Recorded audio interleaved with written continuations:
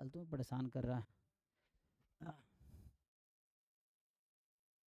अभी लाइट नहीं है लेकिन चल जाएगा, देखते हैं आ जाएगा।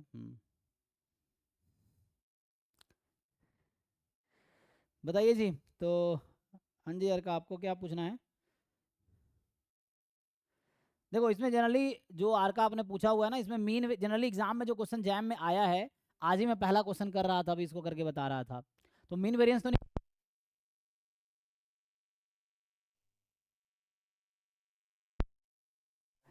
तो अरे मैं सुनाई दे रहा हूँ तुम्हें आर का? अभी ठीक है ना? वो लाइट चली, अभी ठीक है? ठीक है, तो बताओ क्या पूछना चाहते हो?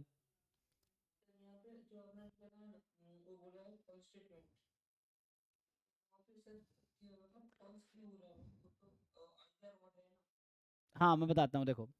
सो जैसे अभी तो पहले बता रहा हूँ, ये क्वेश्चन जो है ऐसा जैम में अभी एक भी क्वेश्चन नहीं आया जहाँ तुम्हें ट्रांसफॉर्मेशन निकालने की जरूरत पड़े। अभी मैं आज ही ये क्वेश्चन सॉल्व कर रहा था, ये तो चला गया लाइट दिखाता। पहला क्वेश्चन आज का मैंने सॉल्व किया, ये उसका मानस का था आई थिंक। तो उसमें मीन और वेरिएंस पूछता है, अगर तुमसे y बराबर मिनिमम ऑफ x, 5 का मीन पूछ ले और वेरिएंस पूछ ले, निकाल लोगे? नहीं नहीं, mean and variance, expectation and variance. तो उस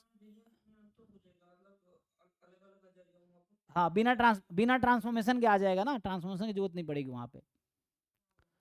मतलब वो देखो अभी खुलता है, ये दिखाता हूँ। तो उसमें ट्रांसफॉर्मेशन की कोई जरूरत नहीं मीन वेरिएंस निकालने में। एग्जाम में जो आया है जैम में क्वेश्चन, जैम गेट में, वो मीन एंड वेरिएंस मतलब एक्सपेक्टेशंस एंड वेरिएंस पूछा है इस रैंडम वेरिएबल का, मिनिमम ऑफ x, 5 या x, 10 इस तरह से। बट यहाँ पे डिस्ट्रीब्यूशन निकालना है, तब तुम्हारे क्वेश्चन पे आता हूँ। यहाँ पे प्रोबेबिलिटी 5 < y, कॉमा कॉमा का मतलब क्या है यहाँ पे? इंटरसेक्शन ना। तो इंटरसेक्शन का मतलब क्या होता है? एंड। तो कहाँ तुम करो इज और कहाँ हो रहा है? तुम्हें अब इसी प्रोबेबिलिटी के अंदर देखना है। पहले क्या हो गया उसको छोड़ दो, अभी मुझे इस पॉइंट पे डिसाइड करना है क्या होगा। तो तुम्हारा सपोर्ट क्या था वाई का?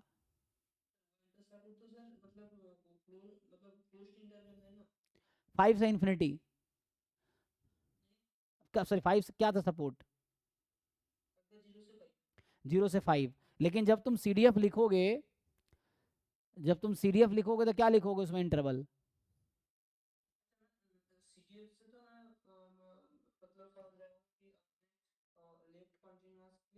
हाँ, यस।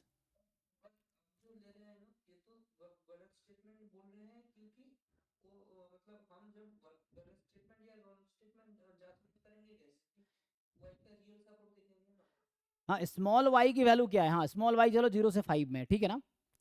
तो इसमें क्या होगा? ये स्टेटमेंट तुम्हें ट्रू क्यों लग रहा है? वाई की वैल्यू तो 5 से कम भी हो सकती है ना, स्मॉल वाई। हाँ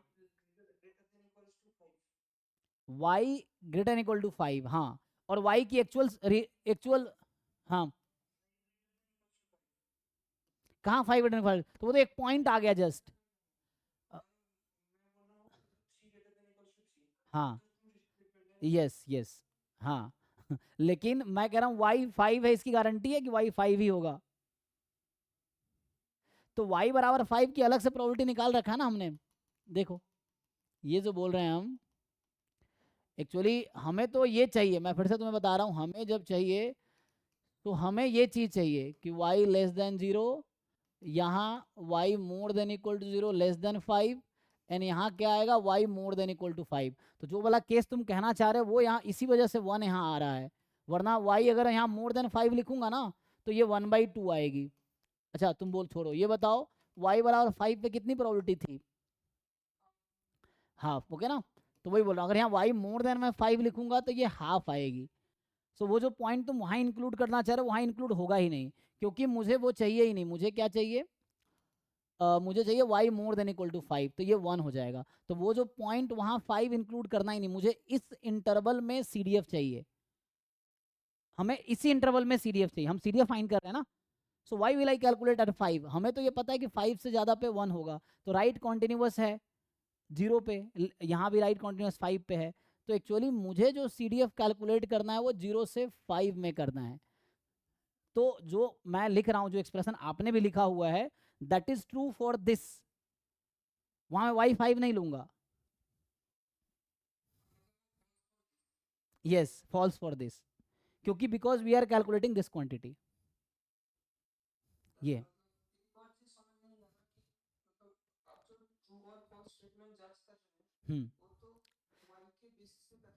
यस,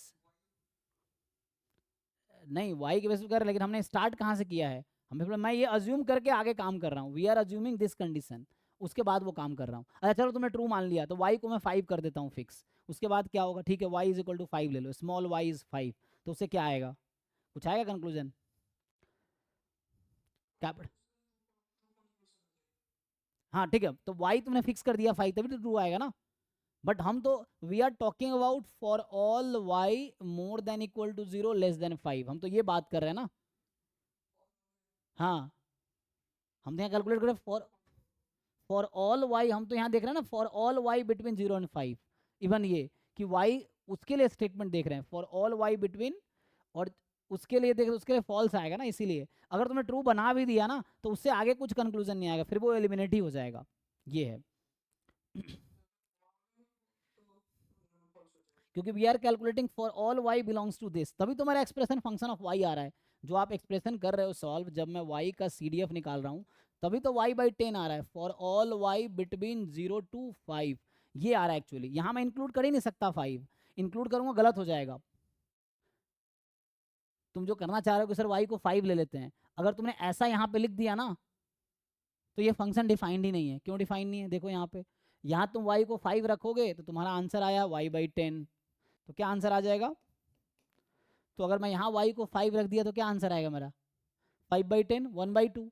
और यहाँ 5 रखूंगा तो क्या आंसर आ रहा है, कॉन्ट्रडिक्शन आ गया, तो मतलब ये तुमने जो आंसर निकाला वो गलत निकाला है. So that's why we can not include 5 here. और इसीलिए वहां जो तुम कह रहे हो 5 हो सकता है, वो हो सकता है बाहर में, पर्टिकुलर उस पॉइंट पे जो हम कैलकुलेट कर रहे हैं, उसमें 5 वाई इंक्लूड नहीं होगा, because we don't need including 5, we need excluding 5 actually. तो वहां पे वाई 5 होगा ही नहीं. अगर तुमने वाई इंक्लूड कर दिया, तुम्हारा आंसर गलत आ गया. अगर मान तुमने कहा कि ठीक है वाई 5 भी तो हो सकता है, ट्रू कर दिया, तो तुम फिर ये कह रहे हो कि 5 पे वैल्यू 1/2 आएगी.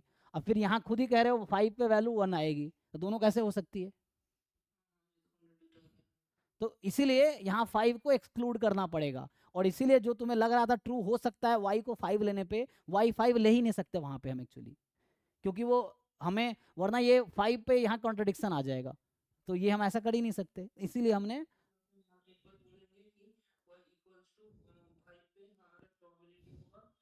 हाँ ये हमने अलग से निकाल लिया.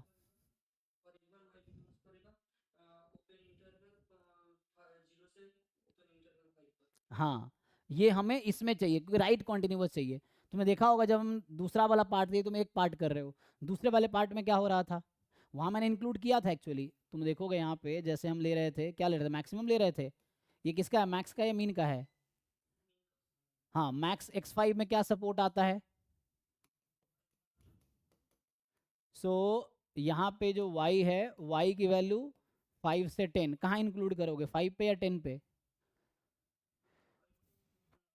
5 पे इंक्लूड किया तुमने, ठीक है. तो यहाँ तुम देखो, यहाँ जब हम CDF निकाल रहे होंगे इसका, तो हम लोग यही कैलकुलेट कर रहे होंगे. तो यहाँ देखो, वहाँ भी क्या हो रहा होगा, more than 5 less than 10, 0 when y less than 5, 1 when y more than equal to 10. देखो 10 पे इक्वलिटी यहाँ लगाया मैंने, हालांकि 10 उसका सपोर्ट में नहीं है, स्टिल लगाया, सपोर्ट में होता तब भी लगाता मैं यहीं पे. अगर 10 सपोर्ट में होता, स्टिल 10 यहीं पे इक्वलिटी लगता, यहाँ पे नहीं आएगा, क्योंकि CDF की प्रॉपर्टी है कि हमें राइट कॉन्टिन्यूस बनाना है, लेफ्ट कॉन्टिन्यूस नहीं. तो ये चीज़ है. तो इसमें भी ये चीज़ आया होगा, देखो इसमें भी वो प्रॉब्लम नहीं आई होगी, यहाँ भी तुम बोल सकते हो 10 हो सकता है, वैसा कुछ आया होगा ना कंडीशन उस वाले में भी. तो एटलीस्ट तुम्हें क्लियर होगा ना कि हाँ दिक्कत है. तो यहाँ पे 5 इंक्लूड हम नहीं कर सकते थे, जो कैलकुलेशन हम कर रहे हैं, that we are calculating for this condition, so we can not include 5 here, otherwise ये CDF जो आएगा वो गलत आएगा. तो दैट्स वाई, इसलिए वो फॉल्स है स्टेटमेंट, कि y कह रहा है कि 5 से ज़्यादा होगा, y 5 से ज़्यादा होगा ही नहीं, y 5 से कम होगा, तो फॉल्स है. तो स्टेटमेंट फॉल्स है. तो false and any statement false ही होता है ना, ये रूल होता है मैथमेटिकल लॉजिक में, कि फॉल्स इंटरसेक्शन एनी स्टेटमेंट, ये फॉल्स ही होगा. ये चीज़ है. तो वो कॉमा जो लगा वो इंटरसेक्शन है, तो फॉल्स मतलब एम्प्टी सेट, तो phi intersection any set phi ही होगा, इसीलिए फॉल्स मतलब इम्पॉसिबल सेट, उससे रिलेट कर सकते हो तुम, तो इम्पॉसिबल इवेंट है, प्रोबेबिलिटी 0 आएगी, ये चीज़ है।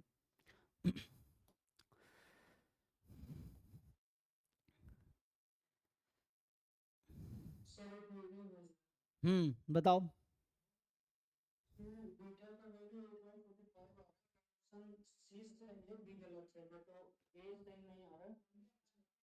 हाँ तो उसने हो सकता गलत लगाया हो।